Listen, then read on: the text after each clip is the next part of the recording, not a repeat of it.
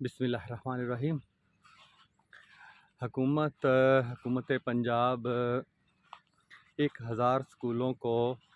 برطانوی تنظیم مسلم ہینڈز کے حوالے کرنے جا رہی ہے۔ شاید فیصلہ ہو چکا ہے یا معاہدہ ہو چکا ہے۔ سوال یہ پیدا ہوتا ہے کہ حکومت پنجاب کس حیثیت سے معاہدہ کر رہی ہے؟ اس کا کام تو انتخاب کرانا ہے، بس کرا کے اور جائے۔ یہ اس طرح کے فیصلے کرنے کا تو اختیار ہی نہیں ہے اسے۔ دوسری بات یہ ہے کہ اس سے تو آپ کی نااہلی ثابت ہوتی ہے کہ آپ اداروں کو چلانے کے قابل نہیں ہیں۔ آپ دیگر این جی اوز کو یہ دے رہے ہیں۔ اور تیسری بات یہ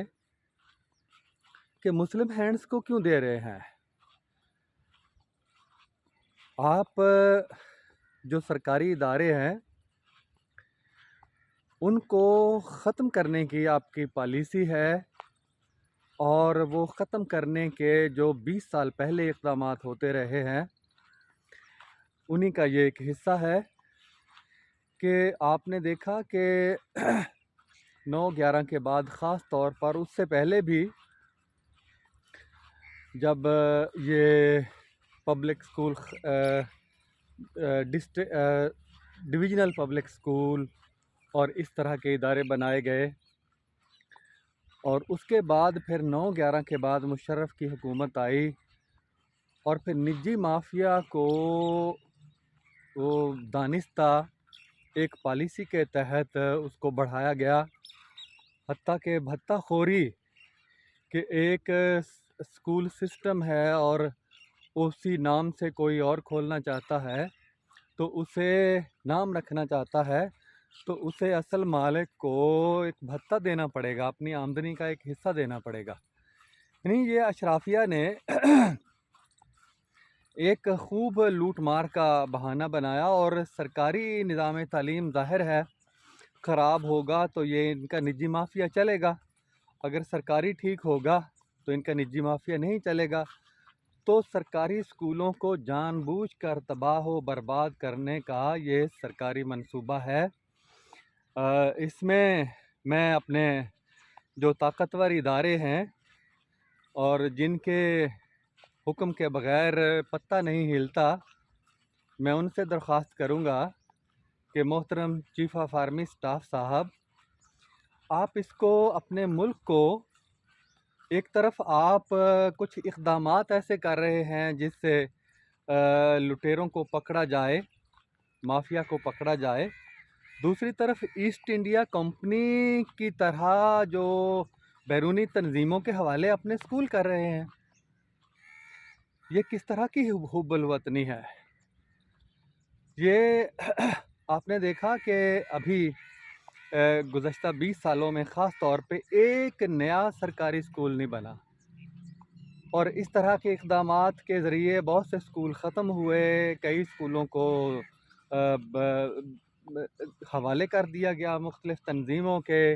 ابھی کچھ کہتے ہیں جی دانش اسکول اتھارٹی کے تحت کر دیا جائیں گے بہت سے اسکول، اور 1000 اسکول برطانیہ کی تنظیم مسلم ہینڈز کے حوالے کر دیے جائیں گے۔ تو یہ ختم کرنے کا طریقہ ہے۔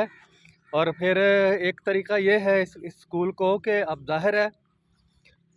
انگریزی میں تو کوئی نہیں پڑھ سکتا، نہ پڑھا سکتا ہے، اور نہ ہی آئین ہمارا اجازت دیتا ہے کہ ان اسکولوں کو انگلش میڈیم کیا جائے۔ سرکاری اسکولوں میں غریب لوگوں کے بچے پڑھتے ہیں، اور ایک جو انگریزی کا جو ہوا کھڑا کیا ہوا ہے وہ بچے اردو میڈیم میں پڑھتے تھے اور کتنی بڑی تعداد میں آگے جاتے تھے، اہم کلیدی عہدوں پر پہنچتے تھے، لیکن اس کا نصاب تباہ کر کے انگلش میڈیم کر کے اور پاگل پن کی طرح جیسے کسی کو دورہ پڑا ہوا ہو،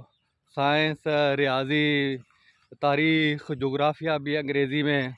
یہ کر کے ان کا نصاب مشکل سے مشکل تر کیا گیا ہے تاکہ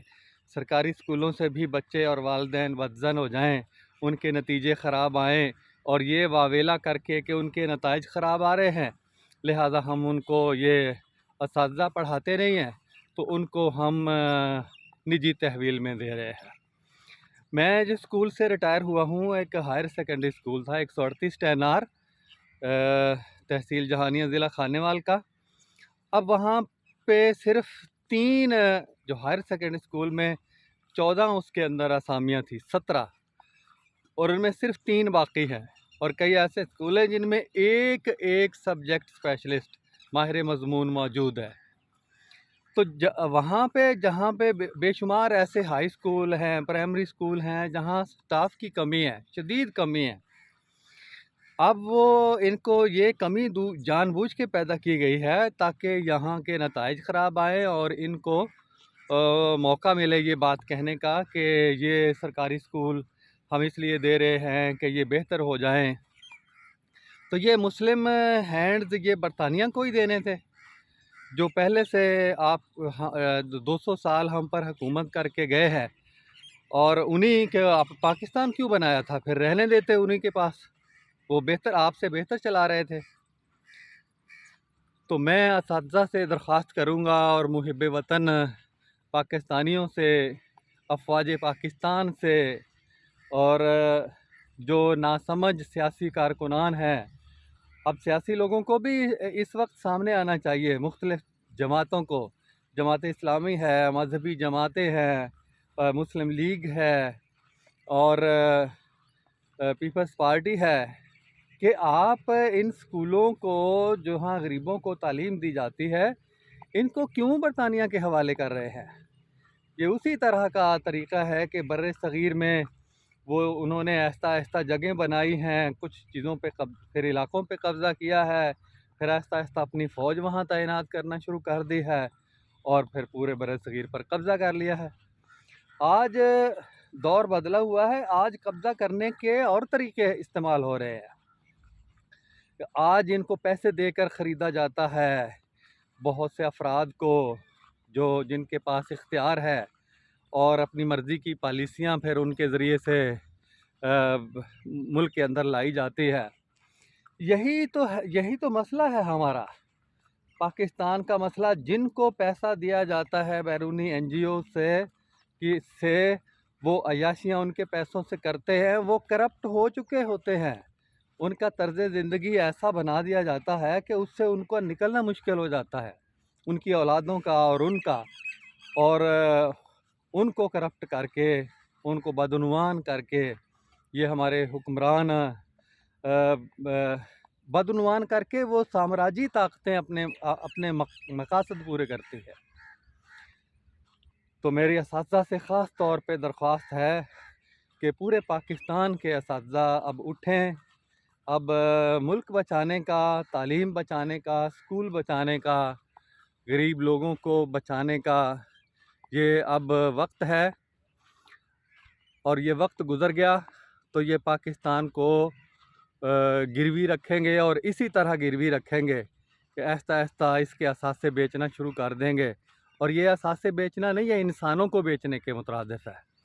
پہلے بھی انسانوں کو بیچ کر پیسے کمائے گئے ہیں، اور اب بھی یہ نسلوں کو بیچ کر، تعلیم بیچنے کا مطلب ہے نسلوں کو بیچ کر، جنہوں نے کو پیسہ کمایا ہے یا جنہوں نے مفادات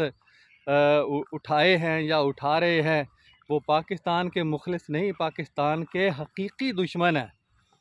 باہر سے کوئی حملہ آور ہو تو اس کا مقابلہ کرنا آسان ہے،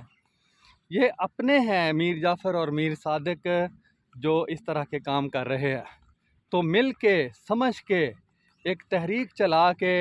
ان اداروں کو بیرونی NGOs کے حوالے، اس کا نصاب جو پہلے تھا اردو میڈیم جو آئین کے مطابق تھا، اور اب سپریم کورٹ کا فیصلہ بھی ہے اس کے مطابق تھا، اس کو دوبارہ بحال کرنے کی تحریک چلانی چاہیے اگر پاکستان کو بچانا ہے تو۔